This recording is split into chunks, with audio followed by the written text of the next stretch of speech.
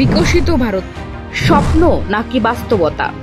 ৭৫ বছর পার করেছে আমাদের দেশ। স্বাধীনতার এই দীর্ঘ পথে আমরা পেয়েছি অনেক সাফল্য, কিন্তু এখন প্রশ্ন, আগামী 2047 সালে ভারত কি সত্যিই হতে পারবে বিকশিত ভারত?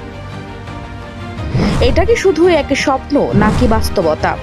ভারত সরকার ঘোষণা করেছে 2047 সালের মধ্যে দেশকে এক উন্নত রাষ্ট্রে পরিণত করার লক্ষ্য। हमारे पास डेमोग्राफी है, डेमोक्रेसी है, डिमांड है, हम क्यों नहीं कर सकते? इस विश्वास के साथ हमें आगे बढ़ना है और हम भी 2047 जब देश आजाद होगा, तब आजादी के 100 साल होंगे, तब हम विकसित भारत बन के रहेंगे। ये सपने लेकर के चलना चाहिए।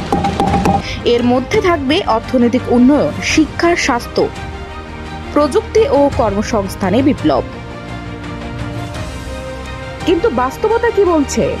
দেশে এখনো বেকারত্ব, শিক্ষা ব্যবস্থার দুর্বলতা এবং কৃষকের দুর্দশা বড় চ্যালেঞ্জ। তরুণ প্রজন্ম প্রশ্ন করছে, আমাদের ভবিষ্যৎ কি সত্যি নিরাপদ? উন্নত ভারত শুধু ভবিষ্যতের কথা নয়, এটা আমাদের বর্তমান সিদ্ধান্তের ফল। যদি এখনো শিক্ষা, প্রযুক্তি এবং পরিবেশে সঠিক বিনিয়োগ না হয়, তবে 2047 স্বপ্নই থেকে যাবে। এই দেশের শক্তি তার জনগণ, আমাদের, আপনাদের সকলের।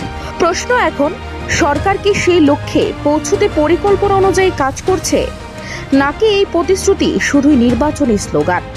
আপনার কি মতামত? আপনি কি মনে করেন 2047 সালের মধ্যে ভারত উন্নত রাষ্ট্র হয়ে উঠবে? কমেন্টে লিখুন আপনার মতামত। সাবস্ক্রাইব করুন রাষ্ট্রবাণী।